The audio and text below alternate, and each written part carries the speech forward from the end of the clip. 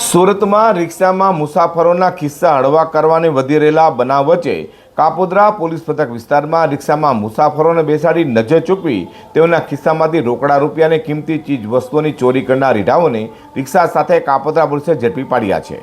Surat police commissioner તથા ખાસ police commissioner sector 1 અને નાયબ પોલીસ કમિશનર ઝોન 1 તથા મદદનીશ પોલીસ કમિશનર એ ડિવિઝનની સૂચના મુજબ કાપોદ્રા પીઆઈ એમબી અસુરા તથા સેકન્ડ પીઆઈ એમઆર સોલંકીના માર્ગદર્શન હેઠળ પીએસઆઈ એમબી વાઘેલા તથા એએલ પંડ્યાની ટીમ પેટ્રોલિંગમાં હતી। ત્યારે અનામ પોલીસ કોન્સ્ટેબલ વિપુલસિંહ પાંચાભાઈ તથા અનામ પોલીસ કોન્સ્ટેબલ રઘુભાઈ મગનભાઈની બાતમીના આધારે કાપોદ્રામાં હીરાબાગથી રિક્ષામાં બેસેલા ધર્મેશભાઈ ઇંગડેના ખિસ્સામાંથી તેમની નજર ચૂકવી 15,000 રૂપિયાની ચોરી કરનાર રીઢાઓ રિઝવાન રાજીક શેખ અને તોસેબ ઉસ્માન શેખને રિક્ષા સાથે ગાયત્રી 3 રસ્તા પાસેથી ઝડપી પાડ્યા હતા।